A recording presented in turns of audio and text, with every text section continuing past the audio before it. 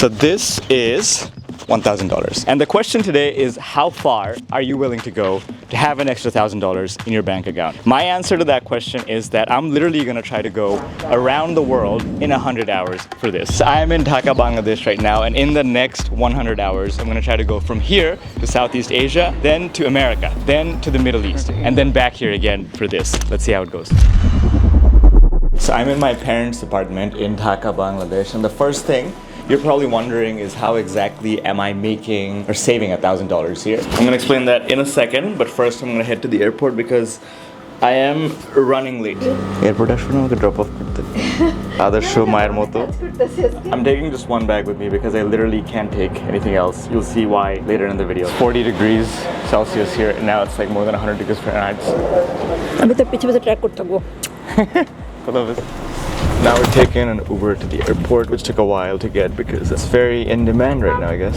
Okay, so I just went through immigration and I had like the wildest start to the trip. So while I was going in, I lost one of these mics while going through security check-in because I just dropped it somewhere with all the luggage and stuff because I was running late. And then the security staff for the airport turned out to be my fans. So they literally like went out with me, looked through the streets, and then eventually they helped me find this thing. And I'm so happy right now. Finally.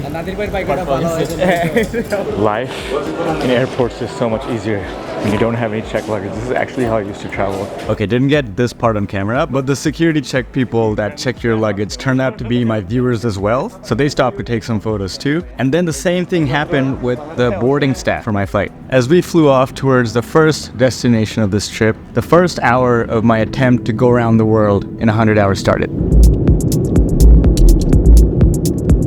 So I was sleeping for basically the whole flight, and we arrived at Singapore Airport, which is ranked the best airport in the world every year for I don't know how many years. It's often called the Garden Airport, and you can see why. I'm in this area with like actual plants around me, and I'm standing on this walkway that's like an aquarium with like fishes underneath me. So the main attraction of this airport is this place, which is like a 40-meter high waterfall, which is the biggest indoor waterfall in the world. I'll have to go past immigration to go see that. I don't have time for that, so I'm just gonna go to see the other attractions that you can see without even like going past immigration while you're still in transit. So each terminal in the airport has its own like special garden. This one has basically a sunflower garden. As you can see, this is so pretty with the sunrise also happening over there in the distance. So what makes this airport the best airport is not just that it's green and pretty, it's also got a lot of nice facilities, a lot of places for people stuck in transit to sleep in and people just spreading out all over the place and taking naps. So I'm going to take the SkyTrain to the next terminal. I was actually in Singapore in the late 90s. That was my first country that I went to outside of South Asia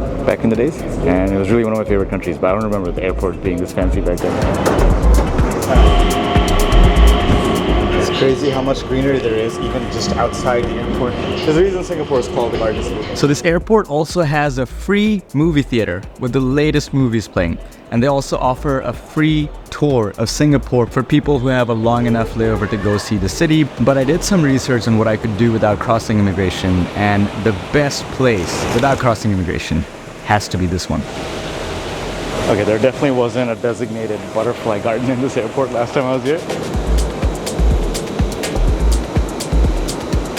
There's a special area where they have like these pineapples and other flowers for the butterflies. They're all coming and just chilling here, and it's like really beautiful. I don't know if you can tell, but it's so hot outside. My hair got drenched like in a minute.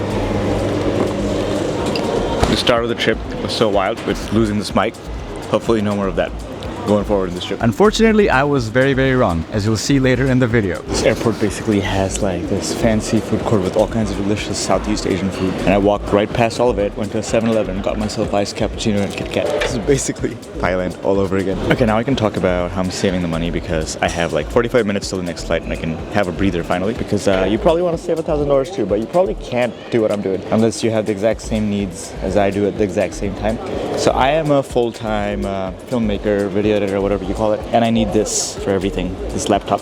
And my GPU just got fried, which means I needed a new laptop. And I was visiting Bangladesh, I was visiting my family there. I needed a MacBook Pro, I needed a 8TB SSD. The MacBook Pro that I wanted in Bangladesh was gonna cost me, if I got it within 2 weeks, which is all the time I had, was gonna cost me almost $7,000. And that was just so ridiculous, because I could find the same thing refurbished from Apple in the US for like $4,500 roughly, from what I saw, without taxes. So I was like, joking with people at first. I was like, okay, I could just go to the US and come back and save money doing this. And then I looked at the flights, and when I saw like what spots I would go through that I'm gonna show you in this video, I was like, okay, I have to do this and I have to make a video out of this because this is gonna be sick. And I would save $1,000 on a computer that I need for work ASAP. So I just booked my flights. That was like 5 or 6 days ago. Here I am. But you know, buying a MacBook is not all we're gonna do in this video. There's a lot of fun stuff planned along the way that you'll see if you stick around to the end. Now I gotta catch my next flight to San Francisco. So I accidentally saw the flight information for a different gate going to the same city. So I was the wrong terminal, so I need to go back to Terminal 2 ASAP. 30 minutes left till the flight. Hopefully that should not be an issue. So I got on this train and barely made it to the longest flight of this whole trip. So I literally had to run to my gate basically. Right after I got on, they announced that we're finished boarding, now we're gonna leave. And it was a rough 15-hour flight because my seat didn't recline, but I still managed to like sleep, I think, for 8 hours solid at the end. I was rewatching Narcos Mexico basically, trying to read a little bit, didn't read much, and then just fell asleep because I was so sleep deprived at that point. Something funny about time zones is that I left at 9 a.m. or we took off at 9 a.m. on the 3rd of May, and then we landed here at like 8:15 a.m. after like a 15-hour flight. So we technically went back in time. That's something weird that happens when you go across the Pacific East. If you go the other way, you'll like full on skip a day sometimes, which is what happened to me one time when I was going from US to China. So now I've landed in San Francisco. I'm going to try to go past immigration and figure out the next move after that. But I took a break to watch my team, the 76ers, get knocked out of the NBA playoffs by the New York Knicks. So the immigration guy was like so confused when he saw my trip plans and everything. He was like, okay, so you're gonna be here for less than 2 days total. And how long did it take you to get here? And how long is it gonna take you to go back?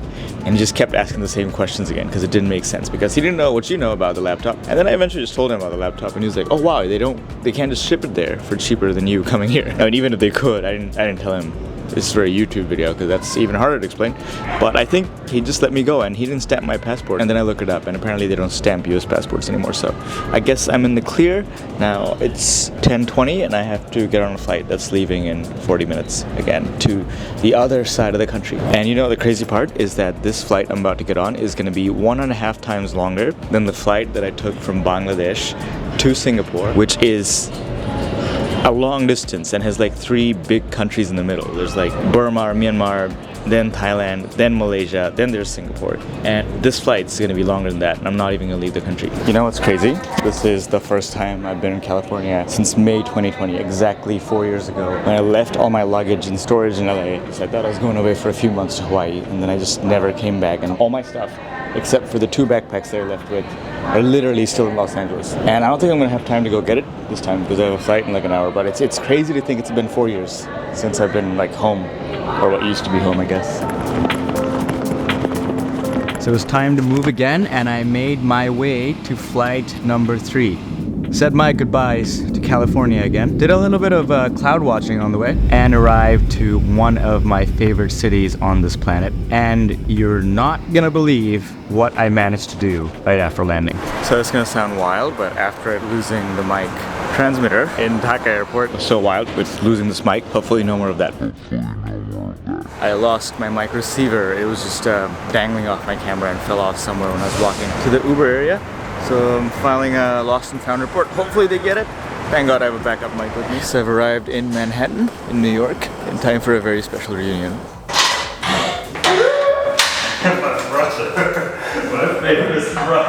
Good morning, people. I finally got to sleep in a bed for like 10 hours straight. So let me update you on what happened last night when I came to New York. I got to meet up with one of my best friends, like literally my best friend from university, one of my favorite people that I'm staying with here. Let me show you something. So when I travel, I basically travel with this like, you know, folder of like important documents and stuff. And in that, I carry with me a few pictures. This is a picture of me and my mom, of course. Me and my sister and my cousin, me and my sister. And this is me and Devin. Christmas 2012, when he took me to a NBA game. We're both like huge NBA fans. To see Vince Carter and like the Oklahoma City and the Thunder. We've been like best friends since before then. Okay, so of course we had that little reunion, and then he's very camera shy, so I didn't really vlog with him around me. but basically we went out, got some food and just chilled, and he had to leave this morning because he has this like family function to tend to with his girlfriend's family. But you know, I say I came to New York just to buy this new laptop and save $1,000, but a big part of coming here was also to like see one of my best friends that I hadn't seen in 5 years, because we used to hang out a lot. I saw him in Europe last time, like when he came to visit me in Poland, and then COVID happened and no one saw each other, and then I had to leave the US, and he doesn't really get a lot of days off work, so it was really nice to like see one of my best friends again after so long. And now I'm gonna go to one of the most iconic spots in the US. I'm vlogging right here. New York City feels so wide. This is what Casey Neistat must do on a daily basis.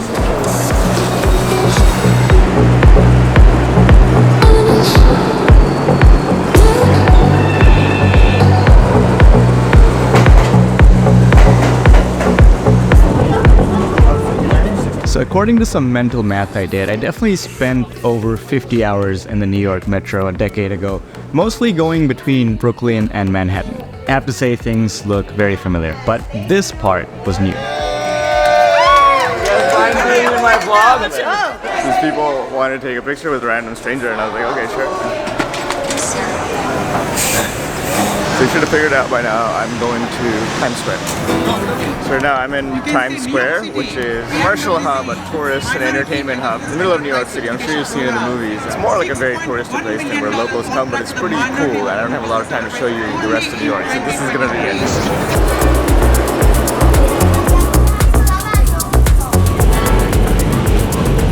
Once again, I was back in the Metro and on the Q train this time. This line that goes over the East River that I had taken so many times back in the days. And I still managed to accidentally get off at the wrong station. So I missed the stop where I was supposed to get off because I was busy filing a lost and found. I didn't report for the receiver that I lost from Mike yesterday, but got back on the train and got off here at like Sheepshead Bay. And I'm gonna meet up with my uncle and aunt, who are super close to me, like super close, even closer than like any real uncles I have. This is actually my dad's best friend from like back in high school. And even when I had like winter breaks during college in Oklahoma, I used to come here and just like stay with them for like a month. So I'm like super close to these people. And I know this area very well because, you know, I was here in Brooklyn a lot. By the way guys, we have left Manhattan, the busy streets with the high buildings, and come to Brooklyn, which is a lot more chill. So it's just like a solid 1 hour, 20 minutes away from the center of Manhattan. 5 minutes later, I was at my uncle's place where I used to stay back in the days. Okay, I just had lunch with the family, and now they're driving me to the state of Delaware, and they're going to Virginia. If you're confused why I'm going to Delaware, that is a very good question. Why would anyone go to Delaware on vacation? But you'll find out why. This is gonna take 2 hours to go by car. Thank you, Uncle and Auntie, for driving me there. It was a nice little drive on this gloomy New York day, but definitely long enough for a coffee break where my uncle and aunt were trying to force feed me everything that was in the store. Stopping for a little coffee break. Okay, so after a 2 hour drive, we've come to Delaware to Christiania Mall, where I'm gonna get my MacBook because it's 0% sales tax here. It's pretty chilly compared to Bangladesh. So after literally coming halfway across the planet, it was time to take care of business. It was time to pick up my new laptop from the Apple Store. The adapter? Okay. Okay, this is it. And you know, by buying this from here, I saved literally over $400 because the sales tax in New York City is over 8% and it's like 0% in Delaware. So this was like a business decision to save a lot of money driving over here for 2 hours. Okay, this wasn't part of the plan, but since I was in a mall, it only made sense to go shopping for things I need. So every year, I have to get a new pair of jeans. I got like the one I'm wearing right now from Levi's too in the Philippines, but basically my phone that Samsung gave to me for free is so big and so sharp, it like literally tears a hole in the corner over here every year. No matter what pair of jeans I get, it like tears a hole. So I'm gonna try to buy another pair of jeans from Levi's as well. So I'm gonna say this looks like a pretty good fit. I think I met the first person in the US who ever recognized me from my videos at least. Nice to meet you again. Nice to meet you. What's your name? I'm Claire. Claire, nice to meet you. This next part was somehow even more exciting to me probably than getting the MacBook. Okay, now I'm having dinner at literally my favorite fast food restaurant in the whole world. Of course I got the exact same order that I used to have every day, no exaggeration. I literally used to eat Chipotle 30 days a month. At one point, my Tinder bio literally had just 3 words.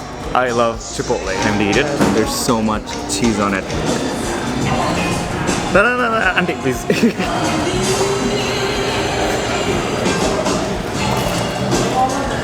Tastes exactly the same as 4 years ago.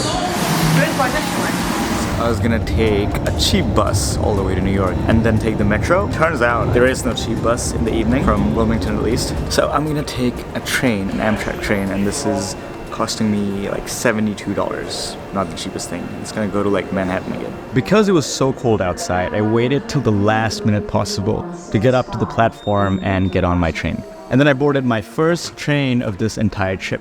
All right, so I'm on the train again. It's gonna take like 2 hours to get to New York. So it turns out this train actually took me all the way to a very iconic place in New York. Okay, so I'm in front of Madison Square Garden where the Knicks play. It would have been a Game 7 here if my Sixers had not lost in Game 6. This place is host to more than just Knicks games. A lot of historic fights by Muhammad Ali and all. But to me, it's about the NBA. So I've used Uber probably more than 1,000 times, but this ride was special. Okay, so my uncle's making me take an Uber to Brooklyn because he's convinced I'm gonna get robbed on the way if I take the metro. First time on a Tesla Uber. Actually, you have apps, Netflix doesn't work whenever you're on the drive. Right, that makes sense. So Daniel here is about to show me the autopilot feature, but it's like guided autopilot. So it's like you still have to hold the wheel. If you remove your hands from the wheel, they give you like a warning. Take a control on the vehicle, just like that. So I guess Tesla doesn't want to take responsibility for any kind of incidents that could happen. This is completely on autopilot. He's not touching the steering wheel. Detects the red light and like goes in the right lane. You see on the screen it shows the other cars that are next to us right there.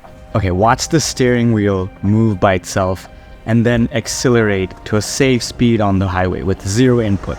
This was crazy. The car's parking by itself without anyone else. Alright bro, thank you so much. And that was my first ever Uber experience on a Tesla.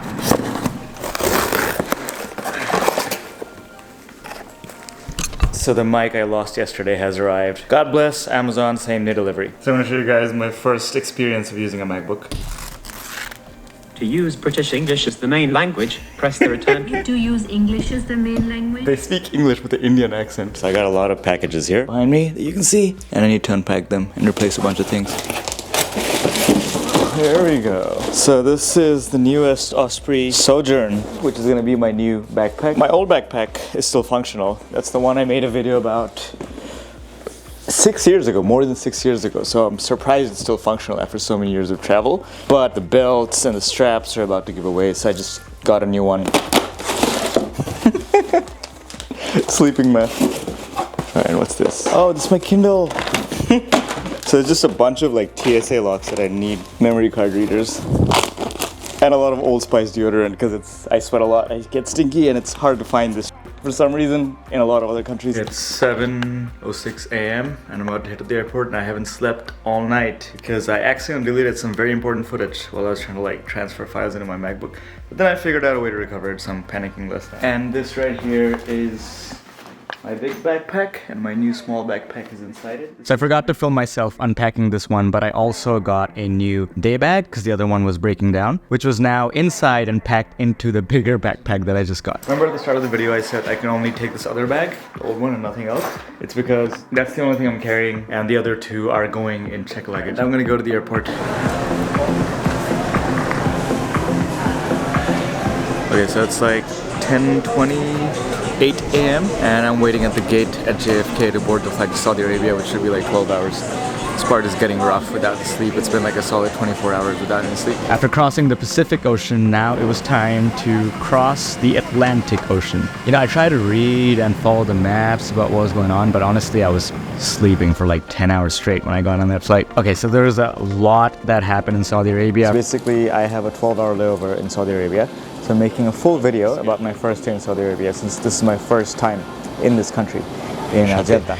And that's an exciting vlog already from everything I've done. So check that out if you want to see what happened in Saudi Arabia. So I've been traveling for like 86 hours now, and at this point, I'm just so tired and it's so hot here. It's like 36 degrees Celsius. That's close to 100 degrees Fahrenheit. I've literally just been sitting on this chair under the gate to Makkah for the last 30 minutes. Alright, I've crossed immigration again. Now I'm gonna go to my gate and board the flight. Fall asleep like the moment I get in. This is like way past my bedtime. Whatever my bedtime is at this point. I was just finishing this book that I've been reading for the last couple of months. Around the World in 80 Days.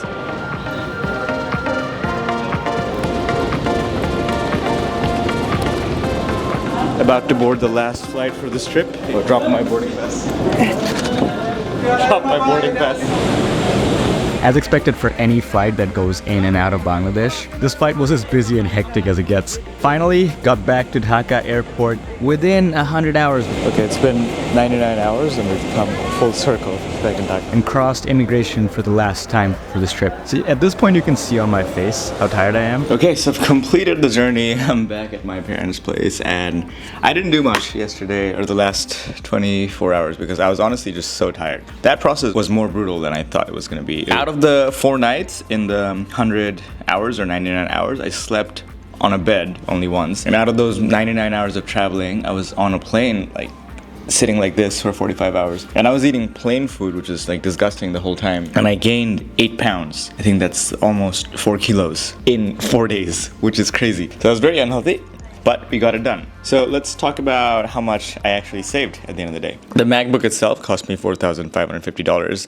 The flights cost me $1,250, and most of that was the flight across the Pacific to New York. Then the train back Delaware to New York cost me $72. The Uber from Manhattan to Brooklyn cost me like $70. And let's just throw in the Saudi e-visa in there, because I explored Saudi while I was there. This plus like, all the plane meals and everything, and I didn't have to pay for accommodation obviously because I was staying with friends and family. All of this combined cost me $5,970. If I wanted to buy the exact same MacBook, and I needed something very specific, I needed a MacBook with a Max chip, with this specs of CPU and GPU cores, and I needed an 8TB SSD, the minimum, literally the minimum that I could get in 2 weeks would have cost me like more than $7,000, like $7,100 if I got it here from Bangladesh. All of that combined cost me less than $6,000. So I saved more than $1,000 actually, if you think about it. And honestly, I could have saved a lot more. Like before I bought my ticket to the US, someone who lives in the US that I know, he found out that I was looking to get a laptop from the US. He literally said, if I just got it delivered to his place, he would just bring it for me. So I could have gotten it for like less than $5,000 or like $5,000. You wouldn't have charged me for the delivery. But, once I started thinking about this plan, I really wanted to do it. I really wanted to make this video because I thought this would be such a cool concept. I didn't realize how brutal it was going to be. And I wanted to see Devin. I wanted to see my best friend that I haven't seen for 5 years, literally. I wanted to see my uncle and aunt. I wanted to see Saudi Arabia, which turned out to be a hell of an underrated country. Wow, that was easily my favorite Gulf country that I've been to. Out of just the one day that I saw there, like so much soul and culture, as opposed to UAE and Qatar. So all in all, I saved $1,000, went around the world in less than 100 hours, and made this video that I'm really proud of. So that's it for this video. If you like it, do like it. If you want to watch more videos like this, do let me know. I'm gonna try to do it if it's not as brutal as this one was, because this one was rough. Not good for my health. And if you want real-time travel updates, feel free to follow me on Instagram at NadirOnTheGo. I'll catch you guys in the next video from Indonesia.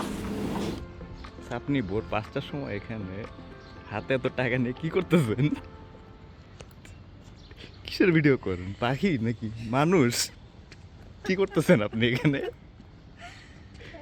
মতলবটা কি?